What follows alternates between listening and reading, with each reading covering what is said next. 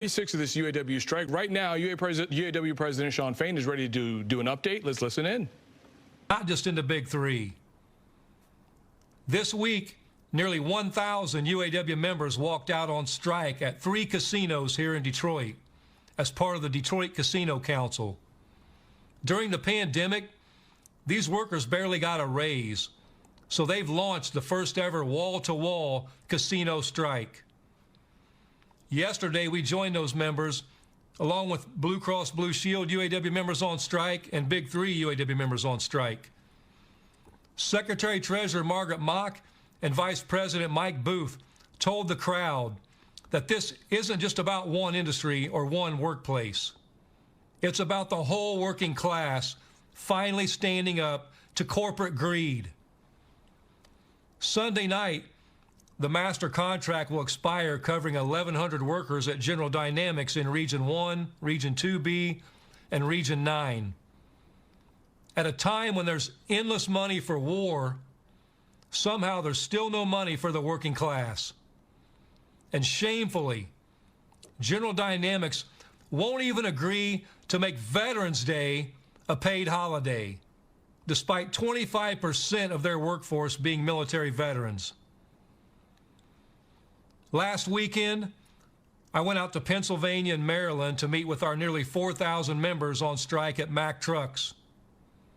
After voting down a tentative agreement by 73%, the members are ready to fight for more, and we've got their back 100%. Region 8 Director Tim Smith, Region 9 Director Dan Vicente, and myself went out there for strategy meetings with the membership and bargaining committees to talk about how we can do things differently, fight harder, and win bigger. The bargaining team met with Mack this week, and the company basically said they just wanted to rearrange the deck chairs and try to get a revote. But the members have already spoken. The council said no, and we expect Mack to come back with something real and quick. At ZF in Alabama, members recently voted to ratify a new agreement that will close the wage tier and grant more time off the job.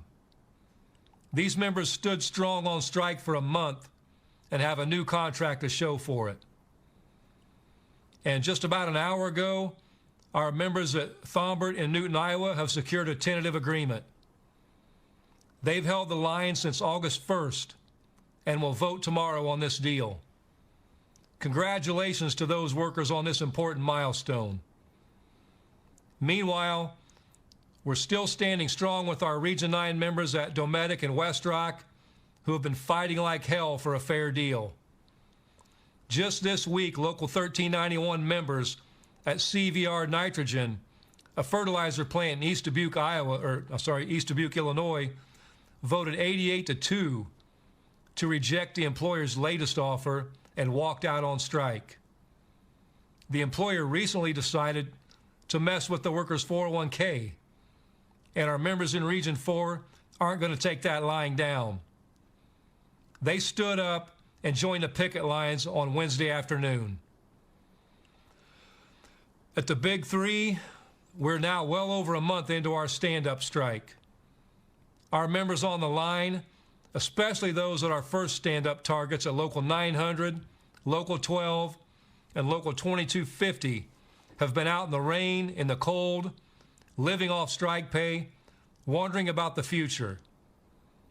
I want to acknowledge the incredible courage and fortitude of these members and all those holding the line. Our ability to hold out, to hit the companies economically, and to withhold our labor, this is our leverage, and this is our path to victory. We have one tool, and that's solidarity. Everything we do, our picket lines, our rallies, our videos, and these Facebook Live remarks is in the service of building our solidarity and using it to win at the bargaining table. Let me tell you what the company's path to victory is. Fear, uncertainty, doubt, and division. Everything they do is in the service of fragmenting our membership. They want you to think, what if they really do close a plant? That's fear. They want you to think, do I really know where this is headed? That's uncertainty. They hope you're wondering, does my union leadership really have my best interest at heart? And that's the doubt. Every time these company executives open their mouth, it is to increase the fear, increase the uncertainty, and increase the doubt among the membership. They win when we lose our sense of purpose, when we lose our sense of unity. And I've heard some members asking, when will we vote on this? Some members think maybe we've gotten as far as we can get, and it's time to settle. I want to be clear. The membership is the highest authority in our union. You will always have the final say. Everything we do is in service of building the strength of our membership and building a better future for UAW members and the entire working class. But when we vote, it will be from a place of strength. You don't make decisions on your future out of fear, uncertainty, or doubt. That's a recipe for disaster. That's what we've done for decades in this union. For years, we've been playing defense at every step, and we've been going backwards. When we vote on a tentative agreement, it will be because your leadership and your council thinks we've gotten absolutely every dollar we can. We've looked at the company's proposals. We've costed their offer. And in my opinion, and in the opinion of the vice presidents, and in the opinion of your national negotiators, there is more to be won.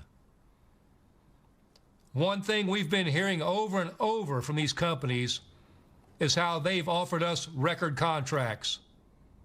They stole that line from us, by the way, and you know what? We agree. These are already record contracts. But they come at the end of decades of record decline. So it's not enough to be the best ever when auto workers have gone backwards over the last 2 decades. That's a very low bar. I also find it a pathetic irony that every time they make an offer, it's the best they can do. It's a record offer. And then 2 days later, there's a new record. What that should tell you is there's room to move. This week, while we were literally at the bargaining table, GM released a video. And in that video, a millionaire GM executive asked our members directly, with all that on the table, why are we on strike?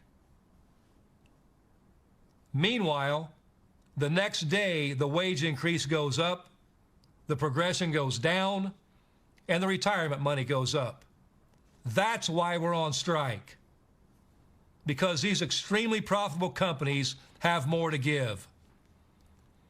Last week, we took out the biggest auto plant in the country. The brave members at Ford's Kentucky truck plant joined the stand-up strike on a moment's notice and delivered a serious message and a serious economic blow to Ford Motor Company. As we said last week, it wasn't just Ford who was going to get the message. It was Stellantis and General Motors as well. I'm happy to report that in the past 24 hours, we've seen serious movement from both Stellantis and GM. Meanwhile, Ford continues to stew about KTP and pretend they can't afford what we're asking for. On Monday, Bill Ford went to the Rouge to talk the same old talk about needing to stay sustainable and competitive. He said if the workers get our share of economic justice, he'd have to close plants like the Rouge. We took those comments seriously. For all their talk about wanting to invest in American jobs, they have the audacity to come to the Rouge and imply they might close it down while they make billions in profits off the products our members build there. It's never going to be enough for these people. We've taken cutback after cutback, done give back after give back over the past 20 years. And what do we have to show for it? 65 plants closed in 20 years. Real wages down 30% over 20 years. Jobs killed and standards gone. Bill Ford said it shouldn't be Ford versus the UAW. He said it should be the UAW and Ford against foreign automakers. I want to be crystal clear on one thing. The days of the UAW and Ford being a team to fight other companies are over. We won't be used in this phony competition. We will always and forever be on the side of working people everywhere. Non-union auto workers are not the enemy. Those are our future union family. Since the stand-up strike began, we've had thousands of non-union auto workers reaching out wanting to join our movement. So no, we're not going to partner with Ford in a race to the bottom. And we're not going to partner with the big three to match the low standards of the non-union automakers. Instead, we're going to organize non-union auto workers everywhere. Together, we're going to stand up and take on corporate greed. Right now, we're striking the big three like we've never struck before. Next, we're going to organize non-union auto companies like we've never organized before. And together, auto workers are going to fight to make sure that auto jobs everywhere are good jobs. Jobs that can sustain a family. Jobs that allow everyone to retire with dignity. Jobs that are essential to the green economy without sacrificing our union standards. So billionaire Bill Ford made his own speech this week, talking down to us and telling us what we should be willing to accept. Literally, the next day, the company made an astounding announcement. Ford Motor E Company said they were going to give an additional $600 million in shareholder dividends this year. That amount of money alone would amount to about $1 an hour raise for all Ford workers for the entire life of this next contract. Dividends are just throwing money at Wall Street.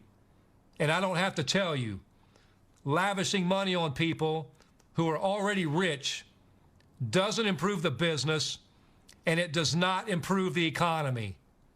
It doesn't make Ford more competitive, and it doesn't secure a future for Ford. Investing in our members does all that. What Ford is showing us is that the money is there, they just don't want us to have it. They constantly make statements about a sustainable future, but actions speak louder than words. What's unsustainable is taking the billions we generate in profit and handing them directly to Wall Street. They're telling us there's no more money while they loot the company through the back door. So let's talk about what happened this week at GM, Stellantis, and compare that to Ford. With no new plants out, both companies put a lot more money on the table. That's because they know if they don't move, there will be serious consequences. But it's a balancing act. As we see at Ford, we took their biggest plant out, and they haven't come back with anything new. As I've said countless times, our goal is to get the best agreement possible, not to strike randomly just for the hell of it. Our strategy means we escalate if and only if we think it will win big. So let's look at where we are across the big three. Under wages, at all three companies as of this week, we have a 23% raise on the table. That's up from 20% just a few days ago and up from 9% when they made their first offer. The companies keep saying they hit their limit, and then their limit went up. And we think there's more ground to gain. On the wage tiers, at all three companies, we have killed massive wage tiers. This is a major win, and it's been a major priority. We believe in equal pay for equal work. At Stellantis, Mopar workers will make production wages. At GM, the CCA and GMCH will make production wages. At Ford, Sterling Axle and Rawsonville will make production wages. This represents huge raises for these members and will end the toxic wage tier divide among these members. Looking at the wage progression, we started these negotiations with a ridiculous 8-year progression. At Ford, we got down to 3 years where it was in the mid-90s. At Stellantis, they're still stuck on a 4-year progression. And at GM, they want the 2-tier progression with 3 years for all current employees and 4 years for future hires. Obviously, that's not going to fly. If Ford can do it, so can GM and Stellantis, and we are not adding a new tier. With cost of living,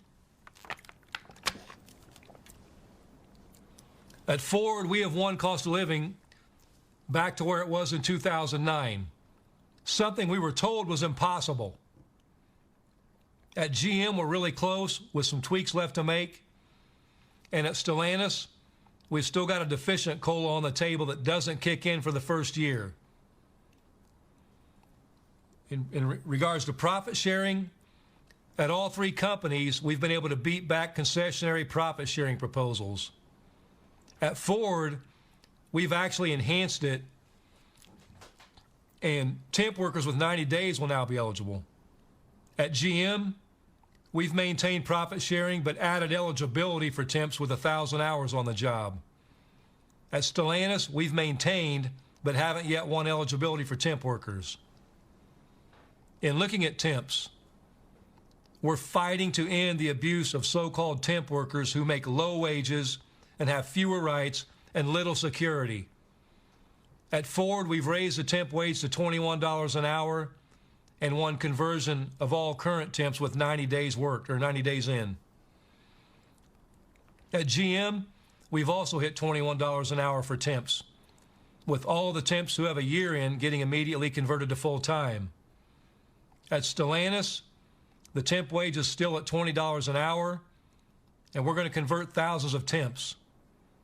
At all three, we're still negotiating a pathway for future temps to get converted to end the abuse of these members. We're fighting hard to win language across the big three that will make sure that temporary work is just that, temporary. Looking at job security, one of our biggest proposals on job security has been the right to strike over plant closures. They can't keep closing plants without any consequences. At Ford and Stellantis, we've won that right. We will keep our jobs secure with the most powerful weapon we have, the strike threat. At GM, the company still won't grant it. Looking at work-life balance, at all three companies, we've won additional holiday, the Juneteenth holiday, and 2 weeks of paid parental leave, a first for our members at the big three. There's still room to grow there. In retirement, we know we need to fix our broken retirement system at the big three.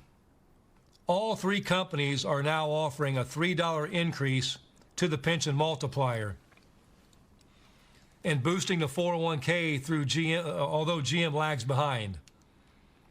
Ford and Stellantis are offering 9.5% employer contribution to the 401k, and GM is offering just 8%.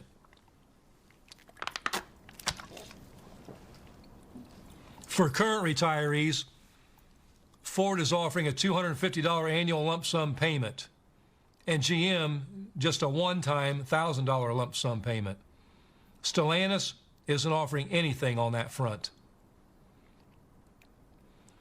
The skilled trades tool allowance, all three companies are now at a $1.50 tool allowance for skilled trades. So what's the punchline? This week, GM and Stellantis got the message loud and clear. They hurried to catch up with Ford. But GM in particular is worrying. They tell us they need a two-tier wage progression because they expect to do a lot of hiring. At the same time, they threaten product and won't give us the right to strike over plant closures. I wonder how members at Arlington and Flint Truck feel about that. Stellantis has its issues as well. They're still at a 4-year progression. They're still at just $20 for temp workers. They've rejected all increases to retiree pay. I know plenty of members at Sterling Heights Assembly Plant and in Kokomo, Indiana, who aren't going to like that. And Ford is just waiting around, handing out money to Wall Street. I wonder what members at the Rouge thought of Bill Ford's comments implying they might close if we don't settle for what they've offered. The bottom line is we've got cards left to play, and they've got money left to spend. That's the hardest part of a strike. Right before a deal is when there is the most aggressive push for that last mile. They just want to wait us out. They want division. They want fear. They want uncertainty. And what we have is our solidarity. We have great negotiators. We have great staff. And we have the best members in the world. We have plans. We have strategies and tactics to keep winning at the table, backed up by some of the most badass unionists in the country. Poll after poll shows we have the overwhelming support of the American public. The U.S. Senate just introduced a resolution to stand with the UAW, and it has bipartisan support. If we stand together, if we have faith, we will win. Not just a good contract, not just a record contract, but a contract that turns the tide. A contract that finally starts to make things right at the Big Three and for auto workers everywhere. Last of all, I just want to remind you all of one thing. We said last week that we're not sticking to Friday expansions. We're going to hit when we need to hit and where we need to hit. This week, we saw the companies try to get in line with one another. Now we need to move that line across all three. Don't let them divide us. Don't let them scare us. And don't let them confuse us. Our cause is just, the money is there, and our strategy is working. Time is on our side. The American public is on our side. And the facts are on our side. So be ready and stay ready to stand up. Thank you. All right, so you just heard from UAW President Shawn Fain, a man who's not short on words. He did not call for any strikes at any auto plants this time, but he says they're not going to do this on Friday. They're just going to do this when they need to. So he's asking the union members to stay ready and be ready. Now, he began his speech with a shout out to the Detroit casino workers who are now on strike. He said this is now a battle between the working class and how they are standing up to corporate greed. However, he did go into where some progress is being made, saying that there is, quote, serious movement on agreements with Stellantis and General Ford. He said there's no motion with Ford Motor Company. Fain also called out Ford executive Bill Ford Jr., who at the beginning of this week called for an end to the strike. Now, we also got to look at some of the comparisons involving the Big Three, where he says wages are now up to 23% raises. That is up from 20%. Wage tiers are killed at all three big automakers. The cost of living adjustment at Ford, it is back to 2009, which is something that Fain said He was originally told that was not possible, but Ford is now agreeing to that. There is progress on the cost of living adjustments with General Motors, and there's still some work to do with Stellantis. And then a few other things that he did touch on. For temporary workers, they are still negotiating a chance for conversion for these temporary workers to become full-time. And then the work-life balance, Juneteenth is now a paid federal holiday, and there is now 2 weeks parental leave, and retirement is now up to $3 more for the pension multiplier. Ford and Stellantis are at 9.5%. There's still some work left to be done with General Motors. So we're going to see where this goes in the next few days. We're going to get back to Judge Judy, but you can see us back here to break this all down on Fox 2 News beginning at 5 o'clock. Thank you for joining us.